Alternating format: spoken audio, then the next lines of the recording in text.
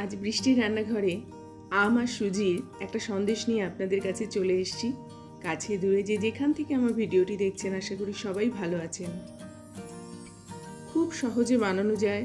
ধরুন বাড়িতে অতিথি আসলো, সঙ্গে সঙ্গে তৈরি করে দিতে হবে, এমনই কিন্তু একটা সন্দেশ আমি আজকে আপনাদেরকে করে দেখাবো।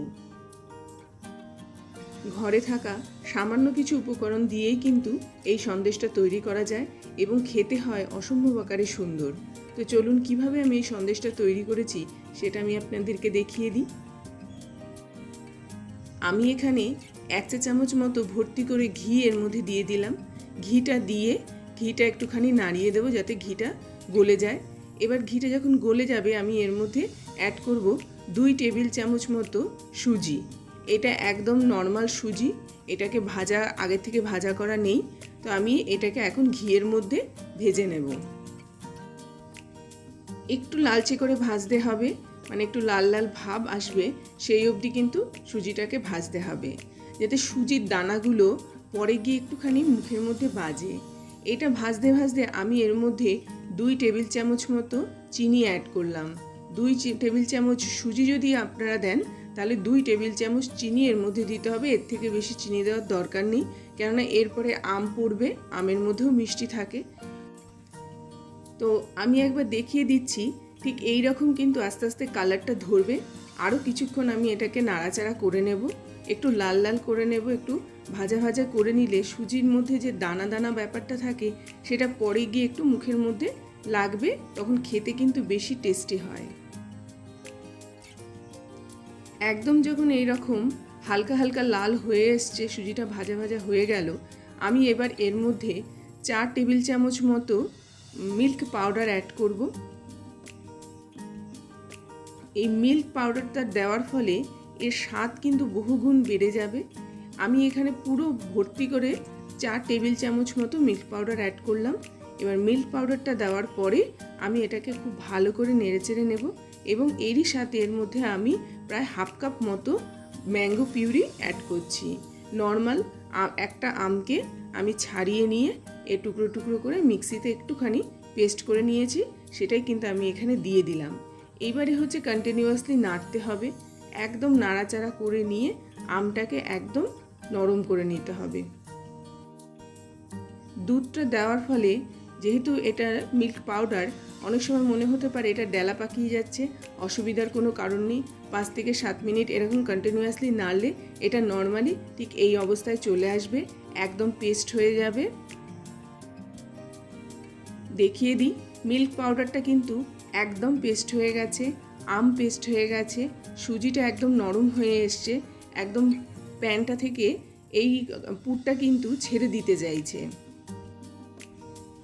ঠিক এই রকম অবস্থায় আমি এর মধ্যে অ্যাড করব 1 চা চামচ মতো কাজু বাদামের গুঁড়ো। ঠিক সন্দেশটা যখন খাবেন যাতে এই কাজু বাদামের গুঁড়োটা মুখের মধ্যে বাঁধে, তার জন্যই আমি একটু কাজু বাদাম দিয়ে দিলাম। এবার আবারও খুব ভালো করে নাড়াচাড়া করে নিতে হবে, যাতে এটার মধ্যে সামান্য পরিমাণেও যাতে কোনো রকম জল এর মধ্যে না থাকে। আমের মধ্যে যে পরিমাণে জল থাকে সেটা যাতে সম্পূর্ণরূপে শুকিয়ে যায়। লাস্ট পর্যায়ে চলে এসেছি। এবার আমি এর মধ্যে সামান্য পরিমাণে এলাচের গুঁড়ো অ্যাড করলাম। অপশনাল, আপনারা দিতেও পারেন, নাও দিতে পারেন। নর্মাল আমের স্মেলও যদি পেতে চান তাহলে এলাচের গুঁড়োটা অ্যাভয়েড করবেন, তবে এলাচের গুঁড়োটা দিলে পরে সন্দেশটার মানটা অনেকটা বেড়ে যায়। পুরো এলাচের গুঁড়োটা এটার মধ্যে খুব ভালো করে মিক্সড করে নিয়ে আমি এরকম একটা প্লেটের মধ্যে নামিয়ে নিলাম। নামিয়ে দিয়ে খুব ভালো করে ছড়িয়ে দিতে হবে। একদম ঠান্ডা হয়ে যাওয়ার পরেই কিন্তু আমরা সন্দেশটা তৈরি করব। একদম এখন গরম আছে, তো এটাকে আমি পাখার নিচে প্রায় 10 থেকে 15 মিনিট রেখে দেওয়াতে এটা একদম ঠান্ডা হয়ে গেছে। এবার যেটা করতে হবে, আমি সন্দেশগুলো তৈরি করার জন্য প্রথমে এরকম গোল গোল মতো বল তৈরি করে নিলাম। বল তৈরি করে নিয়ে আরও প্রায় 10 মিনিট মতো রেখে দেব, যাতে এটা কমপ্লিটলি সেট হয়। আপনাদের যদি মনে হয় আপনারা চটজলদি এটাকে পরিবেশন করবেন, তাহলে গরম গরম নর্মাল বাটির মধ্যে ঢেলে নিয়ে ওপর থেকে একটুখানি কাজু ছড়িয়ে দিয়েও কিন্তু পরিবেশন করতে পারেন। আমি একটা জাস্ট এর মধ্যে একটা শেপ দেওয়ার চেষ্টা করলাম। তো গোল এরকম একখানা বল নিয়ে আমি হাতের দ্বারা এটাকে খুব ভালো করে মসৃণ করে নিলাম। করে নিয়ে মাঝখানের অংশটাকে এরকমভাবে একটুখানি চাপ দিলাম, চাপ দিয়ে এর মাথাগুলোকে একটুখানি সরু করে নিলাম। আপনারা যে কোনো ধরনের স্ট্রাকচার কিন্তু এর দ্বারা তৈরি করতে পারেন। আমি আরও একটা করে দেখাচ্ছি। একটা বলসকে এরকম খুব সুন্দরভাবে মসৃণ করে নিয়ে মাঝখানের অংশটাকে এরকমভাবে চাপ দিয়ে দু মাথাকে এরকমভাবে সরু করে দিলাম। তাতে করে খুব সুন্দর একটা স্ট্রাকচার হলো। নানা ধরনের স্ট্রাকচার কিন্তু এর দ্বারা তৈরি করা যায়। সামান্য কিছু উপকরণের দ্বারাই কিন্তু আমি এই সন্দেশটা তৈরি করেছি। যদি এর থেকে বেশি পরিমাণে সন্দেশের প্রয়োজন পড়ে তো যে কোয়ান্টিটির আমি সব কিছু নিয়েছি জাস্ট সেগুলোকে সেই অনুপাতে বাড়িয়ে নেবেন, তাহলেই কিন্তু আপনি আরও বেশি সন্দেশ এর থেকে পাবেন।